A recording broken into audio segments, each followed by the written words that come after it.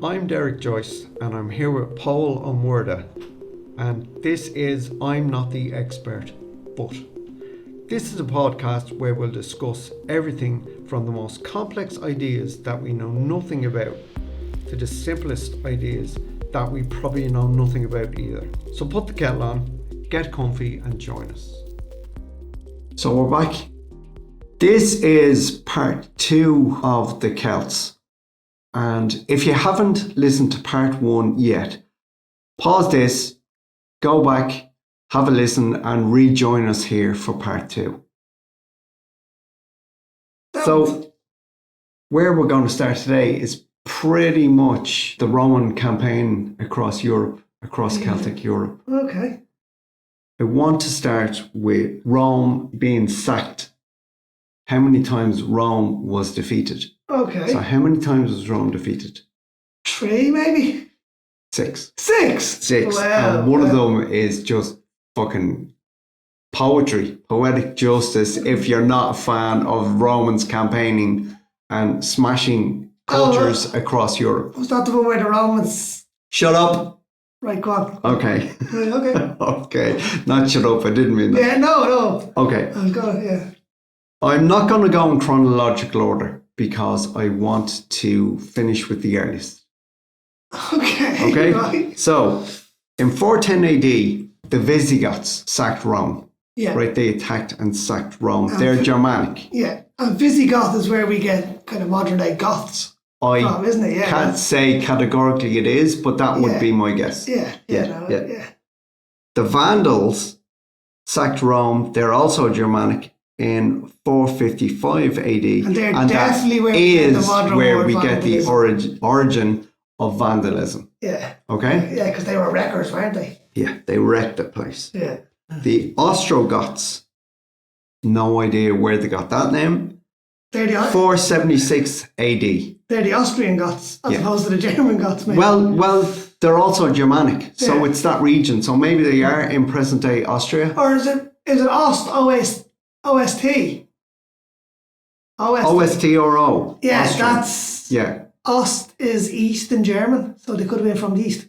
Okay. Well, it's not Germany anyway. It's Germania. No, I know, but Yeah. languages evolve Okay. and stuff, so it just seems on the nose there, so they're probably from the East. In 1084 AD, the Normans got in on and they were fucking Rome shit up as well.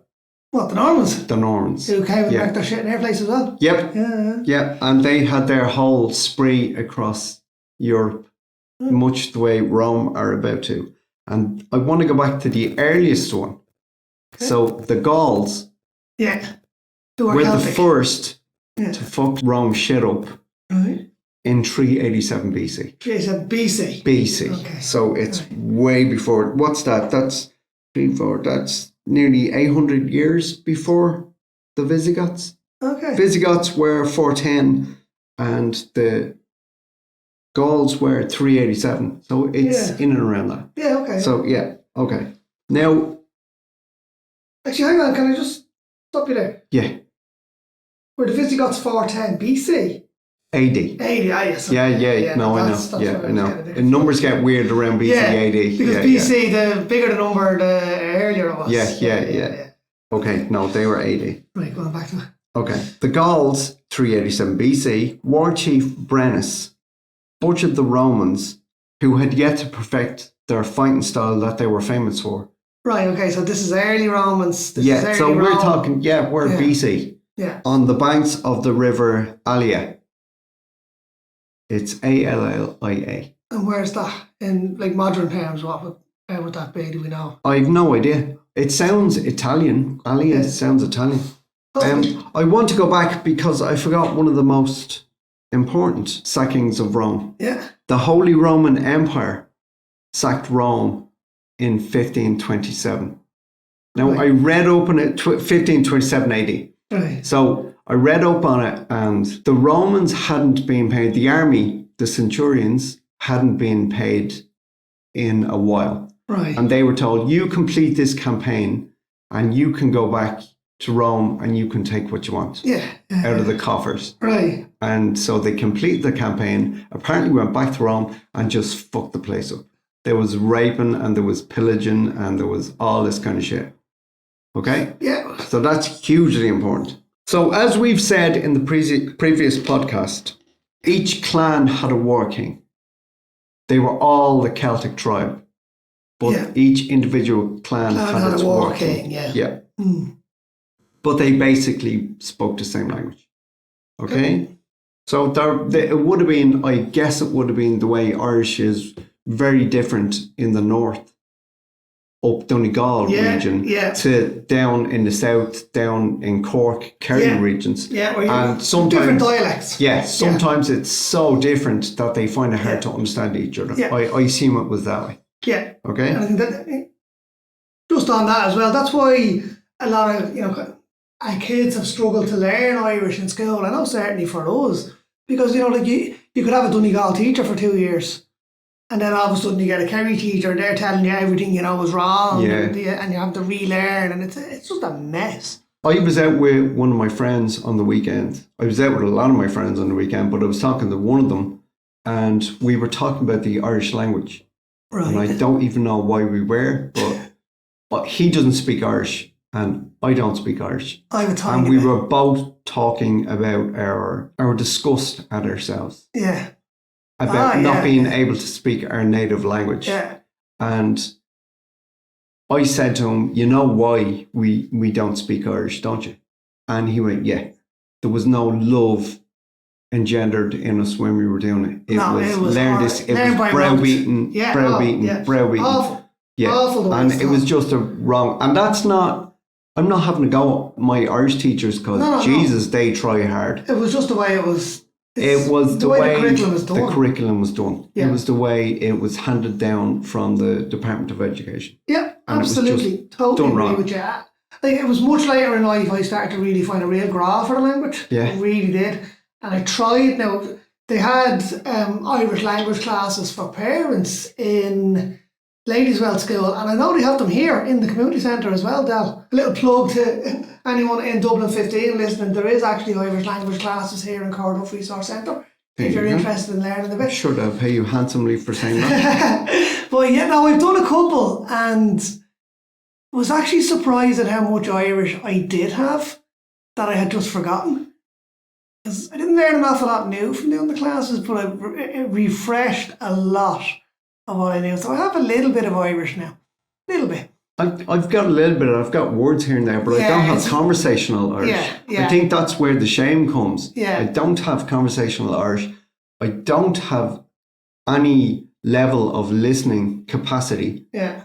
Because I've listened to students doing their oral exams and it's been like, what the fuck? Yeah. And just not understanding. Yeah. So, I'll give you a funny one actually before we move on.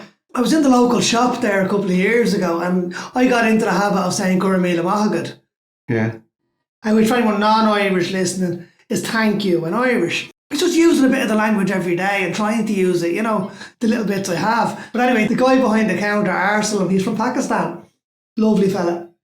So I says Gurmila Mahagad. So straight away he answers Tafal Road. I was like, what? Anyone else listening as well, obviously Tafal Road is you're very welcome.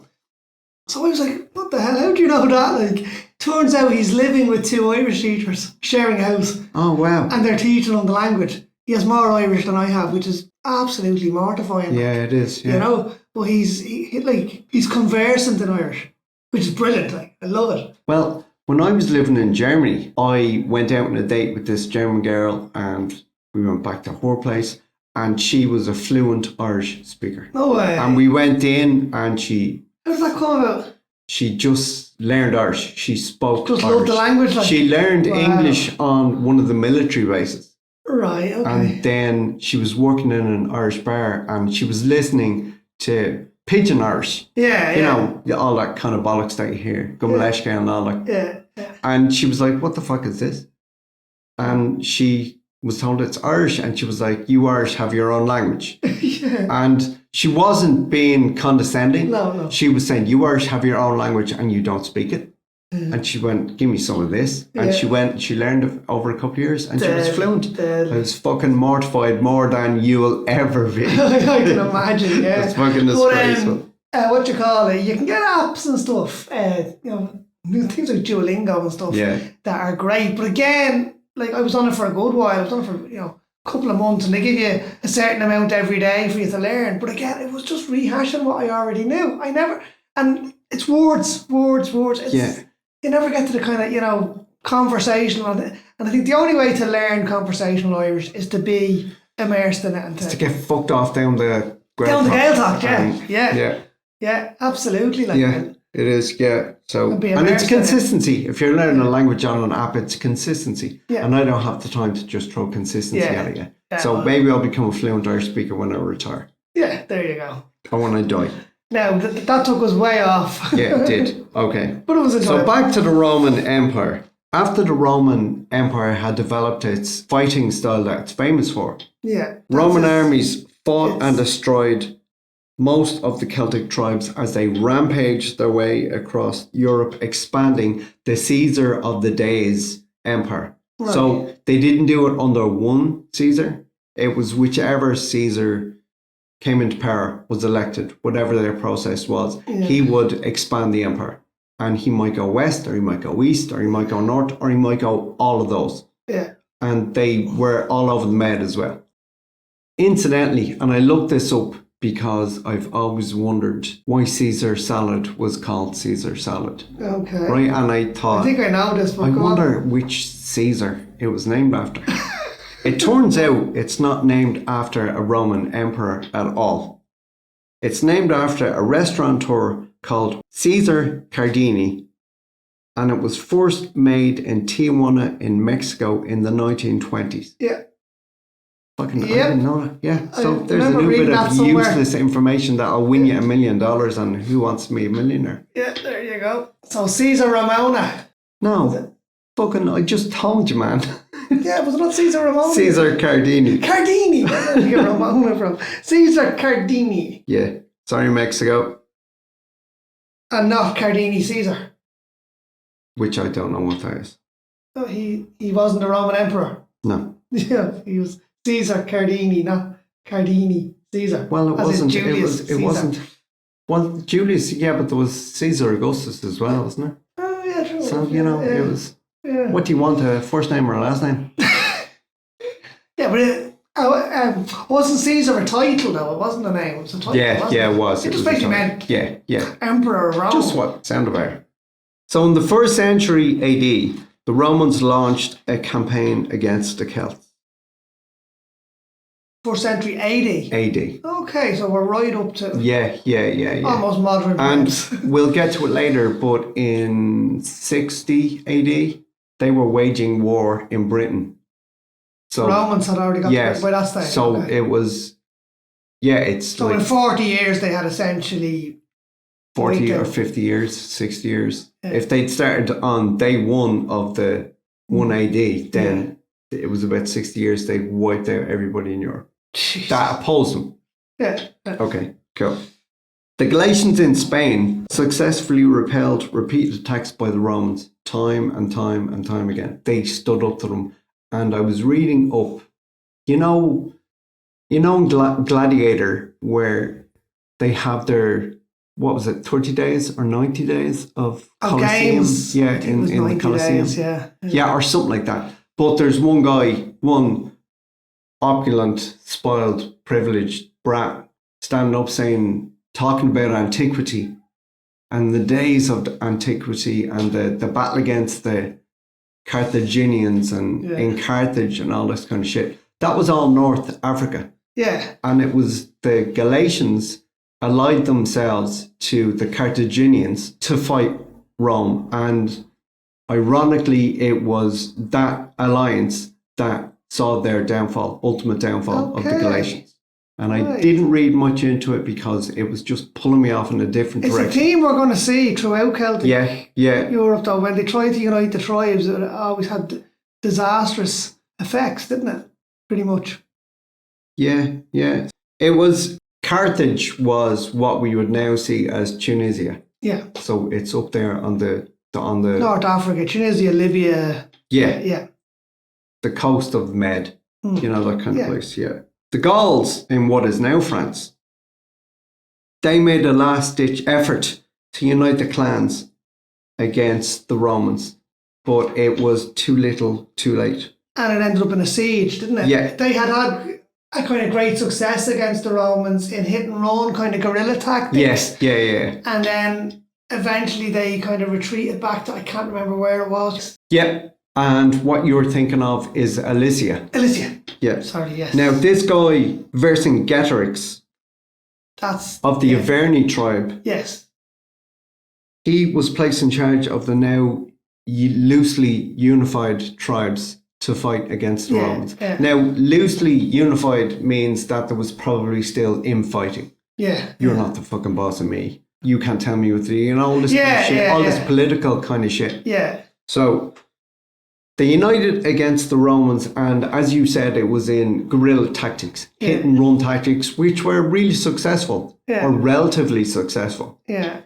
And Vercingetorix made the catastrophic error of bringing them all back to Alicia, what I was just talking about, and it was there that Julius Caesar, it was at the time, flanked them. Yeah. They were encircled, and he not only had them encircled, and there was the battle going into them, there were moats behind them, behind the Romans, and there was a perimeter, if you will, behind the Romans to stop any rescue coming and get to them. Yeah. So he had clever tactics. Yeah, it was really clever. But he ended up he wiped them all out. Yeah. He wiped out Vercingetorix and all that. And Vercingetorix wasn't his name.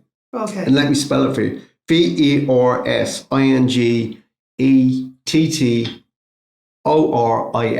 Vercingetorix. Yeah. And it's not his name. It's not his name. Okay. And I couldn't find out what his name was. But Vercingetorix just means something like victory of 100 battles or something like that. It was known as Vercingetorix. Right. And so history knows him as that. Right. But it wasn't, I christen you Vercingetorix. No. Nobody thought up that name. There were no Elon Musks there thinking up those weird names. Right, so he just he was dubbed that because he had won so many skirmishes with the Romans. Maybe it was like Caesar. Maybe it was just a title. Yeah. But that's winner of many battles. That's interesting. Interestingly, again, here's another point. The Parisi, another Celtic clan, and they were involved in all of this, gave Paris its name. Okay. So I guess that was their region. Yeah. But that's where Paris gets its name from, apparently. So Paris is essentially a Celtic city, or would have been a Celtic town. All of Europe is. Yeah. Until the Romans came along, until the Normans came along, and everybody put their influence at one stage or another. Yeah, absolutely. I mean, I was in Malta like many, many years ago. And the influence, Malta's the gateway to the Mediterranean, so it's kind of tactically and strategically important, So over the millennia, every great empire has sought to control Malta, and has left its mark on the island. So you have everything from the Moors to the Romans, right up to the Nazis during World War II, and there's each of those diverse kind of civilizations, the Christians during the Crusade as well, and they have left some beautiful architecture. Malta's an incredibly beautiful country. If you ever get a chance to go and see it, fabulous. But there's an interesting fact about Malta now. It's a devoutly Catholic country now. There are 365 churches on Malta. Now, Malta is 15 miles long by 9 miles wide, if I'm right. And there's 365 churches in that little area. One for every day of the year. No way. Yeah. 365 churches for a tiny little island, I don't think I could be arsed doing that. I know, No, it was funny actually when we were there. It was the week after Bertie Ahern had been there and the week before the Pope was coming. So they were scrubbing everything I'd say they were. They were even cleaning up there. Polishing gold altars in the cathedrals and stuff. It was mad. They were all so excited about the Pope coming, But so there you go. Yeah, brilliant. Okay, so we've gone through the fact Rome eventually got the Galatians. Yeah. They eventually got the Gauls, which means they would have gotten Germania before that. Yeah. The barbarians, they were all quashed, right? And Rome was making its way across Europe. The Romans landed in southern England. Okay? What we know today is southern England. What we know today as southern England. There you go. Boudicea. Do you know the name Boudicea? I've heard of the name Boudicea. Boudicea. Yeah. Boudicea would have been how I pronounced Boudicea, it. But, okay. I've Well, heard you of see- her. Don't know much about her. I looked at it and I couldn't believe I'd gotten it so wrong pronouncing it when I was a kid. I was like, what the fuck? And why didn't anybody correct me? But I looked it up and Boudicea, B-O-U. D-I-C-I-A. Yeah. Yeah, that's how I would have. C-E-A. Oh, okay.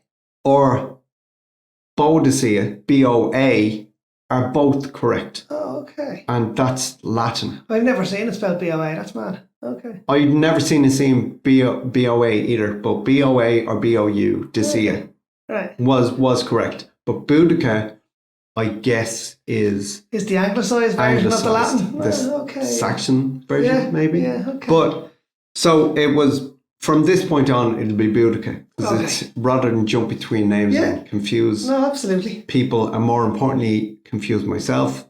Yeah. Let's call her Boudicea. Okay. Boudicea was an 18-year-old woman when she married Prasutagus, Prasutagas, Prasutagus. Boudicea. And Was he Roman? Is that a Roman He was name? king of the Iceini tribe, which were a So he Celtic was Celts. clan. Yeah, okay. Eastern Anglia. Okay? Right, yeah. Now, they had an agreement with the Romans when they came in, and it was basically, you leave us alone, the fuck we'll leave alone, you alone. and we're going to leave you alone. And that was grand. Nobody messed with anybody else. Right, yeah. And it was fine. Pretty much like when the Vikings came to East Anglia as well, and they made the similar pact with, was it Alfred the Great? Oh, I don't know. But eventually they betrayed each other. And Well, eventually that's went what to happened war, here. but yeah, okay. If you want to call it a betrayal, you can. But when Prasutagus, when he died, the agreement that he had with the Romans coming into Britain died with him. Right. Okay? And apparently the Romans beat and raped their way through the Iceini tribe. Okay. And apparently Boudicea and her daughters were raped as well. Okay. Okay, and that was kind of it for her. Now, in 60 AD, 61 AD, I'm not sure which one it is, and I don't think any historians I are. don't think it matters. She led a it's like revolt against the Roman armies. Okay, so that's why she's famous. I knew she was famous for something. I didn't really know what it was. And I'm actually very grateful to her as well, and I'll get onto that in a little while. Okay. She led a revolt against the Romans, and there's an estimated 70,000 Romans were killed in that battle, in that revolt. Right. She sacked 3 Roman towns in England. Now, when you say she sacked, I'm assuming she had an army. Of course she did. It wasn't Yeah. her going in with an M60 machine I gun. was wondering. Yeah, okay. Could So she Because it went sacked... from her and her daughters, and then it's like, she... I don't know whether her and her daughters just got together and went on a rampage, or whether Jesus no. Christ, man. Okay, so when I say she sacked, I'm talking about her fucking army. Okay? Right, so she Okay. became a leader. Yeah. Okay, right. She led a revolt and sacked 3 Roman towns in England. Right. One of them was London. Okay. Sacked the Londinius. shit out of the place. Londinius or whatever it was called. Yeah. Sacked the shit out of the place. Cool. So much so that the Romans considered pulling their tribes out of England. Wow. Like she was annihilating them everywhere she went, and she was counter-attacking and all this kind of shit and wrecking up their stuff. And what was it, tactics, or was it just pure savagery that she was just... It was a mix. Yeah. I'd say it was a mixture of both. Yeah, because I know, the Romans would have described the Celts as barbaric, and Yeah. and we've already talked about, taking heads and sacrifices to... Yeah, well, we're Oregon and already... stuff, so, We've already discussed Yeah. what their meaning of barbaric was. yeah, You know? yeah, it's, it There was was a lot more to it. barbarism, but it was, There was a lot more to it. Yeah, Yeah. it wasn't just marauding lunatics, it was well thought out barbarism, well planned barbarism, you might say. It's around the end of these battles that Boudicea died. Right. It was Romans pushing up into England as the battle raged. And the Celtic Iceini collective tribes pushing back with Boudicea at the head. Right. And it's about this time that she died, and they're not sure if she was injured and died from her injuries or was killed in battle.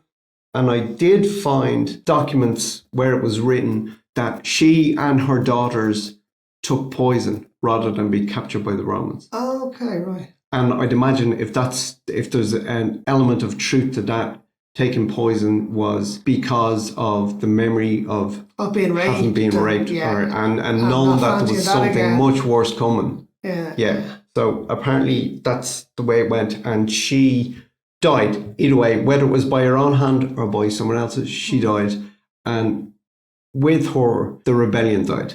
Right. And the Romans could counterattack again for the millionth time or whatever it was. And then they conquered and Britain, pushed basically. away up into England. Yeah. So the Roman army moved further north and towards Scotland. Right. Now, this is going on 70 years. I'm jumping because this just occurred to me. I didn't find much evidence on what they accomplished in Scotland. And I imagine because of the geography of Scotland, it wouldn't have been as easy as it was in the rest, because you've got the Highlands and you've got all the clans coming down. But this is, and again, that whole kind of guerrilla hit and run thing as well. Exactly. I mean, But in 122 AD, so we're 70 years on from Boudicca's rebellion, right. Hadrian's Wall was built, and I'm quoting here, to protect Romans marauding barbarians. Right, To protect Romans. From the Highlanders. Yeah. Essentially. So it's suggesting that the conquest of Scotland wasn't so straightforward. No, they basically put it on hold and built a wall to keep the mad Scots out, basically. Yeah. That's basically it. Yeah. Love it. Ireland was never invaded. Yeah, why is that then? That's like, I know it's a great sense of pride for us that we were never conquered by Rome, but I mean, surely had Rome wanted to conquer Ireland, Rome could have conquered Ireland. When I said a few minutes ago that I am very grateful to Boudicca and her rebellion, it was about 60 AD that a Roman governor in England, and I think they were viewing the Antrim coast. Right. So, they were that high up in England viewing the Antrim coast. So they're able to see it, And he was saying something to the effect of, give me one legion and its auxiliaries. And I'll take that island. And I could conquer that island. Yeah. And it's about 61 AD that Boudicca's rebellion started. So it was kind of over your shoulder. You're going, what the fuck is that over there? They were kind of distracted. And they were distracted from it. Yeah. Right, okay. And never came to it. So just never came back to it. If that's the truth, then I'm very grateful. Fair play to Boudicca. Yeah, well done. So fortunately, Boudicca launched her attack as they were looking at Ireland and going, we fucking have some of that, man. Yeah. And they were just distracted and never went back to it. Cool. Now, we did trade with Rome in England. Like there was trade. There's evidence of trade in Ireland with Rome. With grains, Romans, cattle, possibly slaves. Right, yeah. Wine, of course. Us being Celtic, we liked our wine. That's it, yeah. Had to get it from somewhere. But it was still, I don't want to say barbarian island. Ireland was. No, fairly primitive. It was, Rome's failure to capture Ireland meant that they didn't have control of the seas between Ireland and Britain. So they didn't have control of the Irish Sea. That was a breeding place for pirates and piracy. So pirates would raid England, Wales, that kind of area. Yeah. And that's all under Roman control. Right. Okay? So this is way before the Vikings, isn't it? Way before the Vikings. Vikings came to Dublin in 988. So we're 900 years before that. Okay, Yeah. No, I just had this kind of thing in my head of the Romans trying to get here and the Vikings slaughtering them at sea in their longboats. Yeah, no, I'm no. The Irish Sea was a playground for pirates. Yeah. Of the like, and I don't even know if she was alive at this stage. I was just going to say Grace O'Malley. Grace O'Malley. Who we will come back to. Yes, who I want to do a lovely in-depth dive into her history because it's and I know you've been doing your research for that. Brilliant. So that's coming soon. It's astonishing. Yeah, so there's the little teaser for you guys. Now we don't know when that's going to come, but it'll be soon enough. Might be sooner than you think, but I don't know. We'll see. People of the likes of her, I'm not even sure if it was her, and if I go into my research and find out it was, so much better. Yeah. But there were pirates raiding England and Wales. So the Celts were a seafaring society as well as. Well, they must have been if they got to England and if they got across to Ireland. Yeah. Yeah. Go. So they'd fight anywhere, the Celts. Fought anywhere, drank anywhere, lived anywhere. Yeah, as I said, undoubtedly Britain traded with Ireland. And there may have even been a beachhead in Ulster. Yeah, so there's historical evidence that there always may have come as far as there. But then what happened, I wonder? They probably only brought that fucking legion and its auxiliaries and they got kicked. Slaughtered. But there was never a conquest of Ireland. Now, I saw an article citing, it's not a graveyard, but it's a crematorium. Not a crematorium where bring your dead and we'll burn them here. Yeah, it was just where they burned. In Kilkenny, there's some kind of cemetery. I've never seen it. I've only read an article on it, so I didn't see any images. Okay. And it's Roman. Okay. So I don't know if we were never conquered and there's very little evidence to point out the fact that we were. Yeah. Then but they it's an anomaly. Us. Yeah. They visited us as tourists. Well, they visited, they lived. We traded, so there was there was an inverted commas amicable relationship to be had. And was there just was it just a case of we weren't worth conquering, or was it more they were fucking afraid of us? Well, it kind of stands to reason, right? And this is pure speculation on my part. If there was a beachhead in Ulster, and as you said, your man was reckoning he could take us with a legion. Is it a thing that they did come to, Ulster, they were absolutely annihilated and went, no? No, I don't know. I saw no proof that that's what it was. I read no proof. They had sacrificed one legion thinking they could take the island. It wasn't, that important or whatever to take the island. And they weren't going to sacrifice anyone else to it, when they realised that they couldn't take it with a legion. That's I don't to me, know. That makes sense. It's a nice thought, but I don't know. And the fact that they'd already marauded their way across Europe and wiped out the Celts, they weren't going to stop at a little stretch of water. No, that's what I'm saying. So what was the... So, I don't know. Maybe the whole Boudicea thing... had something to do with it. I always assumed that it was a kind of a strategic decision. There was nothing of value. But as you said, they couldn't get control of the Irish Sea. So then there obviously was a strategic, a goal for them taking Ireland. They couldn't get control of Scotland either because 70 years later they were going to build Hadrian's Wall. I mean, there were probably... the long and short of it is the Celts gave as good as they got. Well, I'm sure they did all the way across. Defeated across I'm Europe, sure they did all across Europe. Yeah. But they didn't have 100% control in Scotland. I'm sure Wales put up a fight because there's hills and valleys there that aren't just little declines and little inclines that you can conquer with ease. So I'm sure there was a fight there. I'm sure there were still pockets of fighting in England. Yeah. And then to come across and land a beachhead, if they landed a beachhead in Ulster, they're separated from their line of supplies. They would have been using a lot of their resources to hold England. And how much and how quickly could they get resources to Ulster to keep resourcing the campaign? Yeah. So maybe it just wasn't worth doing. Not worth it. Yeah. It just wasn't. Maybe they looked at the weather and said, "Fuck this shit, lads." Yeah, it's pissing rain over there. We're not going there, man. But the Celts in Ireland had a rich, complex society, and it can be viewed in the artefacts that we see in Ireland that are being found, and the jewellery, and the amazing rock sculptures, the crosses, all that kind of shit. And I know that's... And again, for anyone listening as well, if you haven't been to the National Museum on Kildare Street, do yourself a favour. Some of the stuff in there is incredible. And it's not just Celtic, there's Viking stuff there, there's all sorts of stuff, but the Celtic artefacts, the Ardagh chalice, things like that. It's fabulous. Go to Trinity, check out the Book of Celts. Yeah, absolutely. But like you'll be queuing and paying through the nose for it. Do you know what? I've never seen it though.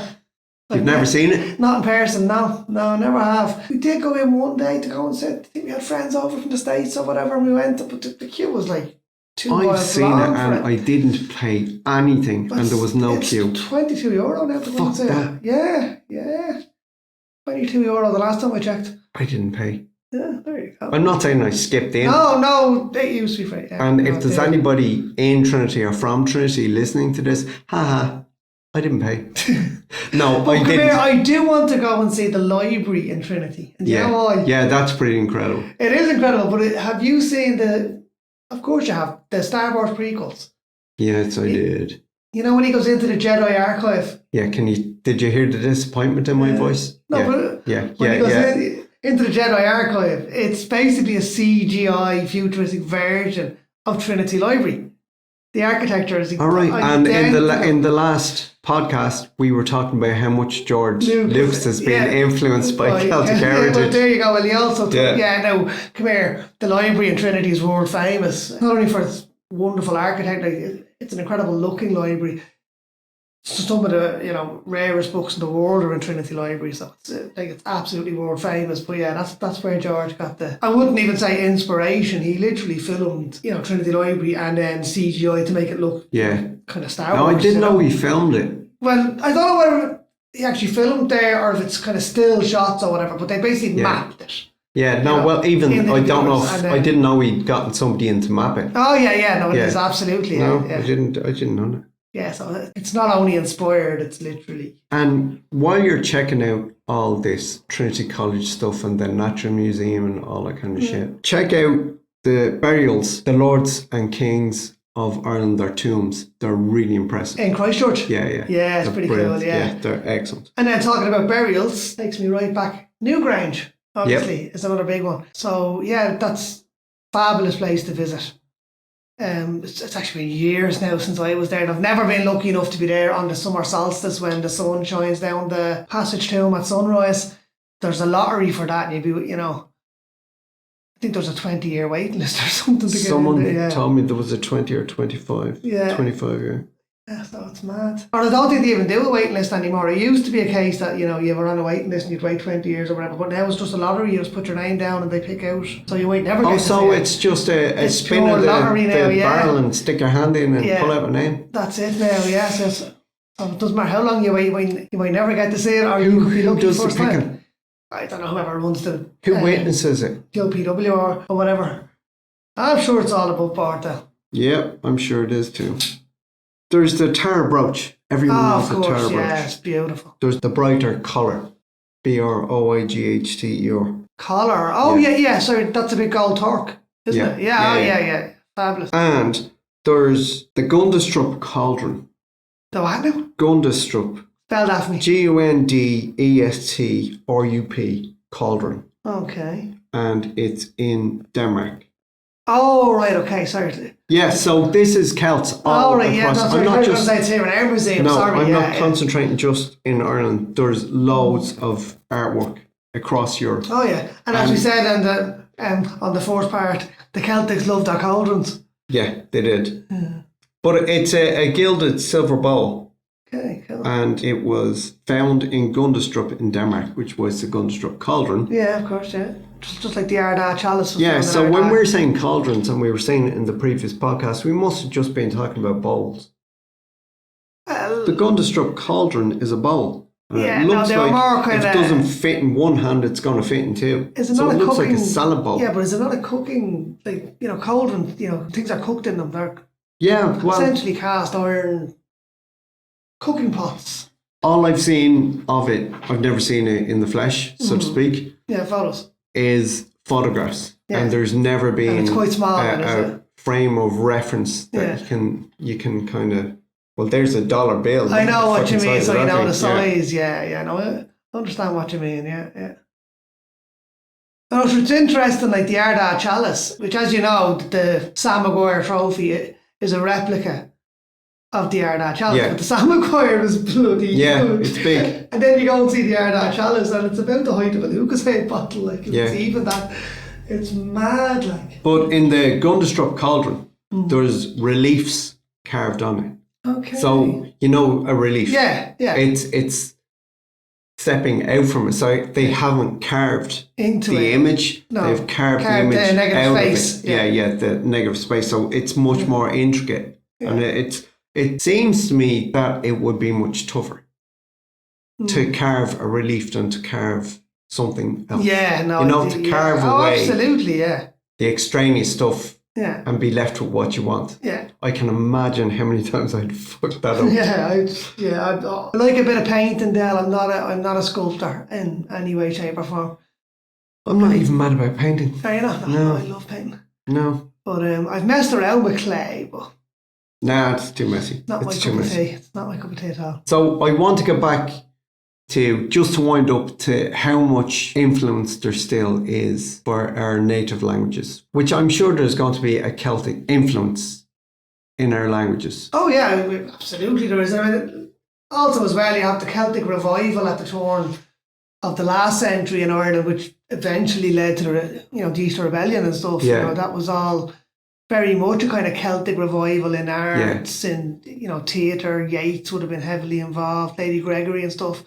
I think that's where like us modern Ireland, kind of gets its love of the Celts, and a lot of it is BS. Do you know what I mean? A lot of it's myth and romanticised, and and that's why this podcast is so good for me. Like, never mind for the listeners, but I've learned so much about the actual Celts and the real Celts just from doing this, compared to the kind of romantic warrior king, legend stuff that I would have been reared on. And don't get me wrong, I love that stuff. I have a passion for that stuff. I really do.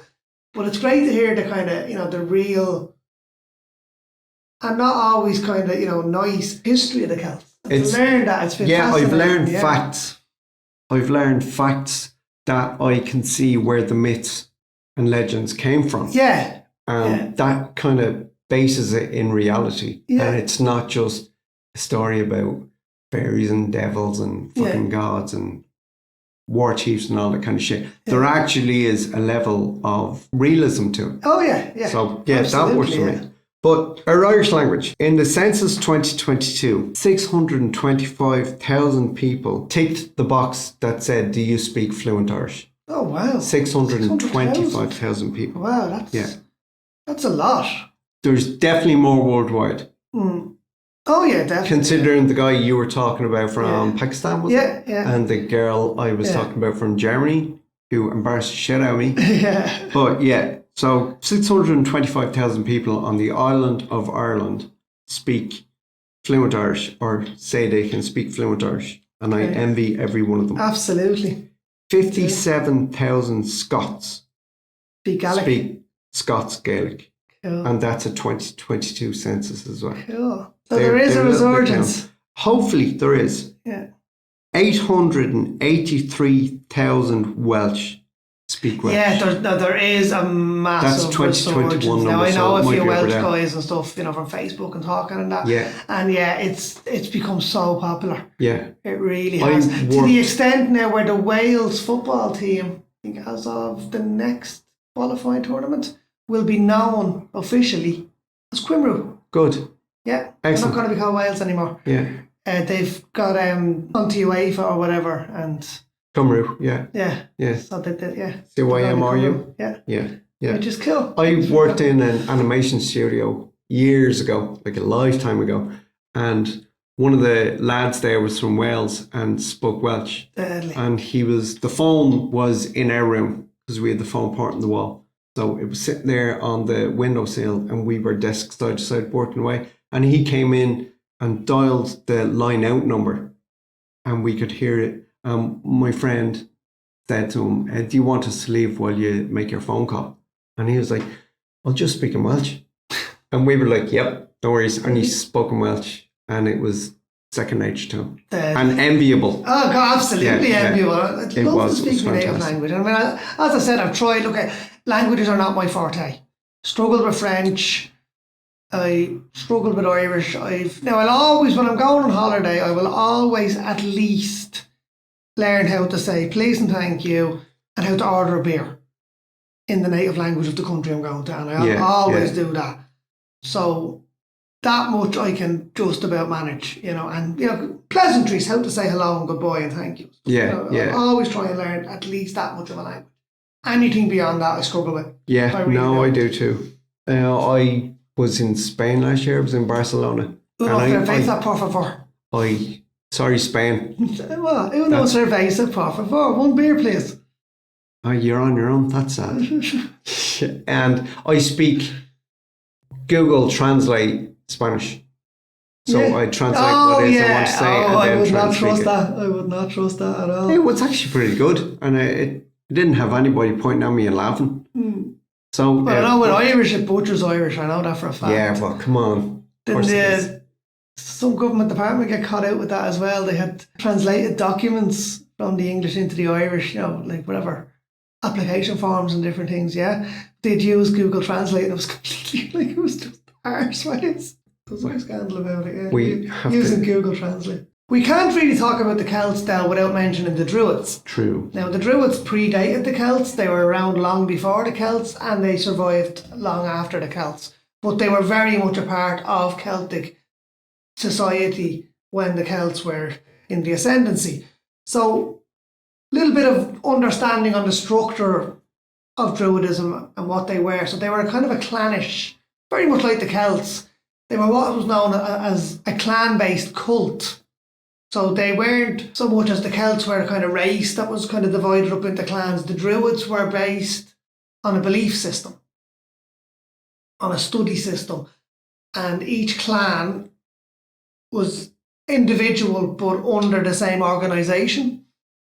So basically you had, to train to be a Druid, you would start out as a child, which was called an initiate. And then once they kind of hit 12, 13, they became oviates. Right. And basically, when they reached adulthood, they became novitiate. Each clan of Druids would elect a chief Druid every year. And the chief Druid wore white robes with a red trim.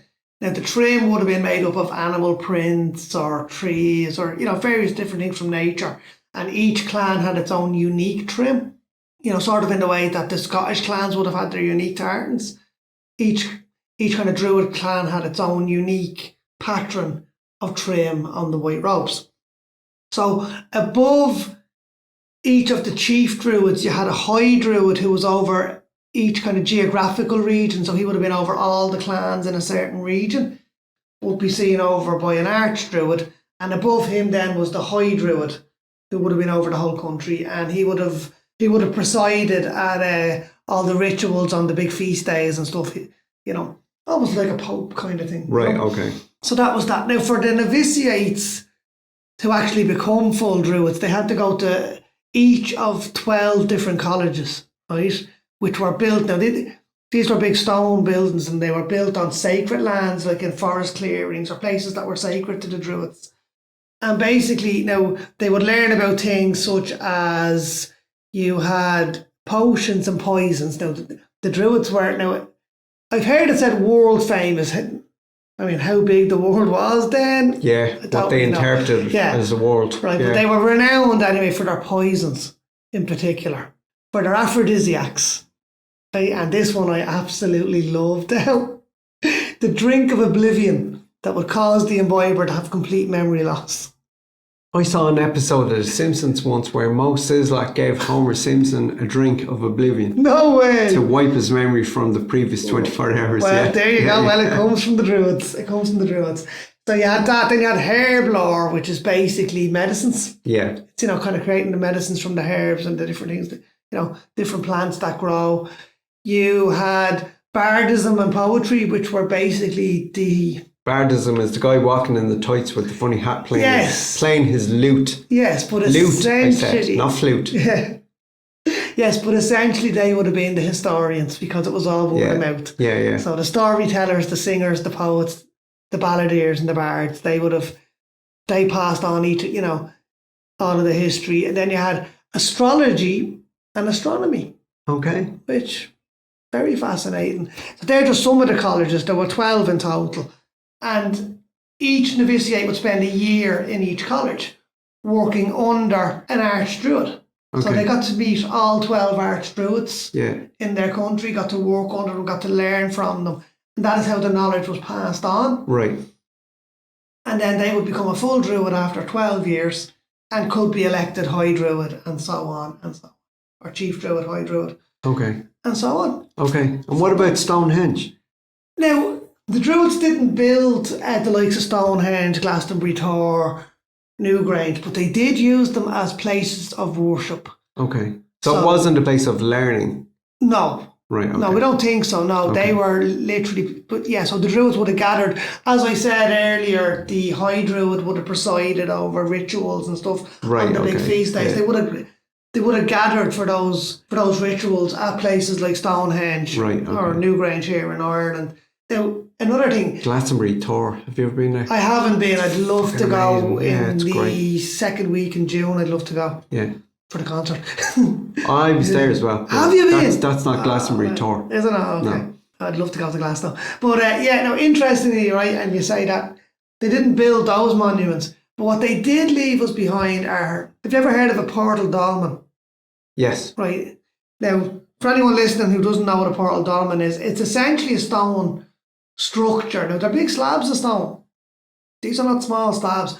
You'd have 2 or 3 vertically standing and then capped by a horizontal slab on top. How big are they? Well, they vary, but I mean, the idea of it is that the gap in between the 2 vertical stones is big enough for a person to walk through because they are essentially doorways. Yeah, okay. And they're doorways into the other world. Okay. How fucking disappointed would you be if you just came out the other side? I know, what the fuck is this? It's raining here as well. Obviously, that's where you need the high druid to do the magic shit, so that when you walk through the door, you need your psychoactive. Yeah, and it's shit. Yeah. Well, there's that, and it's a more esoteric thing, though. It's not necessarily on the physical plane that you're transitioning from our world to the psychologically, spiritually rebirth, walking through a portal dolmen. It's more existential than physical, you know. Yeah, yeah. It's a demarcation point, leaving your past behind, walking into your future, whatever. There's all stuff like that. But the Druids were the keepers of those gates. Right. They were the keepers of the pathway to the other world. You know, so only they could do it. Okay. Maybe. Yeah, well, there you go. You can't do it. Only I can. And you can't see me doing it. Yeah. Yeah. It looks like I just walked through a stone doorway, but I didn't really. But it looks like it to you. Yeah. Well, I actually went to the other world, spent lots of time there, and then came back at the exact point that I left. There's a film, Contact. Did you ever see Contact? Yes, Jodie Foster. Fantastic. I thought it was great. Brilliant. Loads of people hated it. Did they? Yeah. That was based on the book written by Carl Sagan. Where she's in her vehicle, if you want to call it, and drops it through. And they think you just fell through. Yeah. But she's recorded 18 hours. Yeah. No, she's recorded 18 hours on her headset. Yeah. And they can't explain that. Yeah, that's kind of what the Druids would have, So Jodie Foster is a Druid. Yeah, there you go. Yeah. So that's pretty much all I have on the Druids. I noticed something you said there, cult, when you said... Yeah. Cult doesn't have the connotations then that it has now. It just basically means religion. You know, it's a grouping of people whose common thing is their belief system.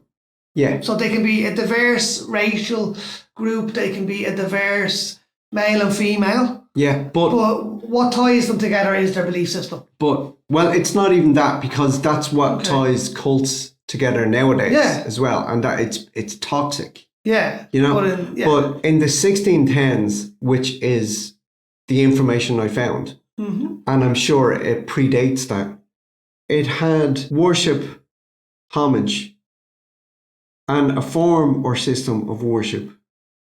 And in Latin, it was cultus, and it was care, labour, cultivation, culture, worship, reference. Yeah, it just basically means organised religion. That's all. Originally, it was tended, cultivated.